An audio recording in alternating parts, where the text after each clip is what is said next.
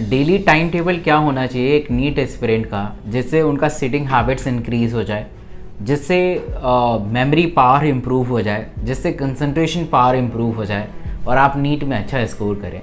हर NEET aspirant यही चाहता है कि मैं इस तरीके से पढ़ाई करूं कि जो पढ़ा हुआ कंटेंट है वो उसे लंबे समय तक याद करूं, एटलीस्ट एग्ज़ाम सेंटर में तो याद ही आ जाए, उसके बाद ना आए तो चलेगा।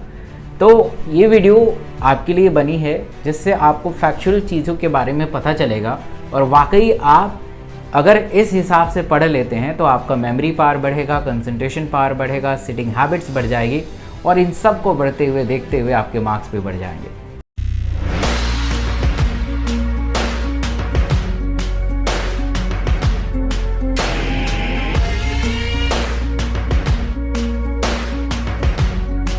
सो डेली टाइम टेबल और डेली रूटीन में सबसे इम्पॉर्टेंट है कि सोने के ड्यूरेशन जो है आपका मिनिमम 6 आवर और मैक्सिमम 7 आवर होना चाहिए, यानी 6 to 7 आवर आपको सोना ही सोना है।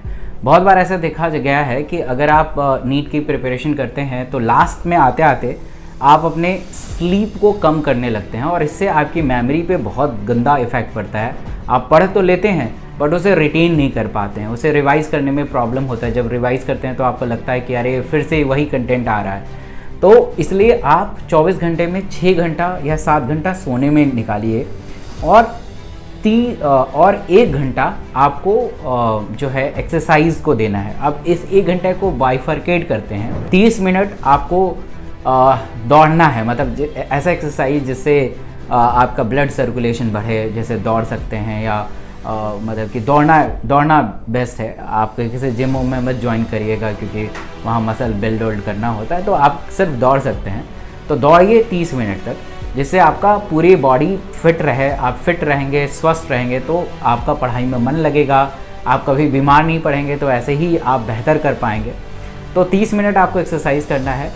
15 मिनट आपको योगा करना है। योगा में आप सिंपल क्या करिए कि ध्यान लगाइए, आंख बंद करके सांस लेने और छोड़ने पे फोकस करिए, इंस्पिरेशन और एक्सपिरेशन पे फोकस करिए।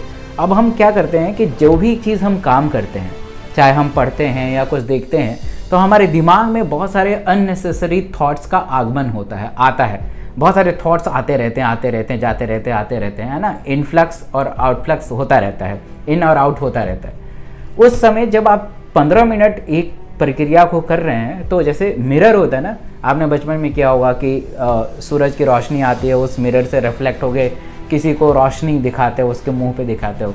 तो ऐसे ब्रेन को एक मिरर और शील्ड की तरह एक्ट करना है कि उस 15 मिनट में सिर्फ और सिर्फ आप इंस्पिरेशन और एक्सपिरेशन पे ही फोकस करेंगे, यानी सांस लेने और छोड़ने पे ही फोकस करेंगे और अपने ब्रेन को मिरर लगा लीजिए ताकि जो भी थॉट्स आए वो रिफ्लेक्ट बैक होके बाहर जाए।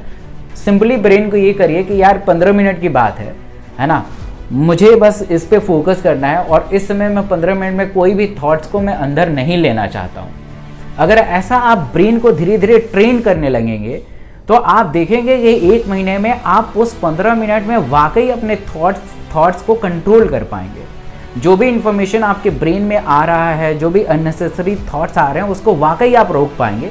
तो ये प्रक्रिया थोड़ी लंबी है, इसमें टाइम लगेगा और इसे आपको सीखना पड़ेगा। आप सोचिए कि हमारे पूर्वज जो साधु संत होते थे, सदियों तक इस साधना करते थे, तब जो उनको सिद्धि की प्राप्ति होती थी। हमें इस टाइप का नहीं करना, हमें बस थॉट्स को कंट्रोल करना है, जिससे हम थोड़ा बहुत अपने मेमोरी पावर को बूस्ट कर सकें, कंसंट्रेशन को बूस्ट कर सकें और इस सब चीज़ का इस्तेमाल हम अपने पढ़ाई में लगा के और नीट जैसे बड़े एग्जाम को क्रैक कर सकें। हमारा मकसद ये है। तो सिंपली आपको उस समय के लिए एक शील्ड क्रिएट करना है, थॉट्स को रोक देना है ताकि थॉट्स आए ना और आप उस प्रक्रिया पे अच्छे से काम करें। अगर ऐसा कर लेते हैं और 1 महीने में आप देखेंगे कि आपके मेमोरी में बहुत इम्प्रूव आएगा, आपके कंसंट्रेशन में बहुत इम्प्रूव आएगा। जिस समय आप पढ़ रहे होंगे तो वाकई आप पढ़ रहे होंगे, उस समय कोई भी अननेसेसरी थॉट्स क्रिएट नहीं होगा, ना ही वो आएगा और आप अपने पढ़ाई में बेहतर करेंगे। जब आप खुद से रिवीजन कर रहे होंगे तो आप वाकई रिवीजन कर रहे होंगे। आज के टाइम में क्या होता है कि लोग खाते हैं बट वाकई वो खा नहीं रहे होते हैं, उनके दिमाग में कुछ और चल रहा होता है। बहुत सारे स्टूडेंट पढ़ रहे होते हैं बट क्लास में बैठे होते हैं, 100 बच्चों का बैच है ना, पढ़ रहे हैं, लिख रहे हैं, बट उनके दिमाग में कुछ और चल रहा है। इसी वजह से लाखों लाखों बच्चे सेलेक्ट नहीं हो पाते हैं। इसको आपको समझना पड़ेगा अच्छे से। अगर इसे समझ जाते हैं तो बहुत ज़्यादा जो है आप इसका उपयोग करेंगे आने वाले फ्यूचर के अंदर। तो ये सबसे पहले अपने टाइम टेबल में सेव करिए कि 6 से 7 घंटा सोना है, 1 घंटा एक्सरसाइज में 30 मिनट दौड़ना है, 15 मिनट आपको योगा करना है, और 15 मिनट जो बचा है उसमें सिर्फ आपको कुछ नहीं करना है, एक पीस ऑफ पेपर लेना है और पेपर पे बस ये सोचना है कि मुझे अपने आप को कैसे इम्प्रूव करना है। And that's called self realization time.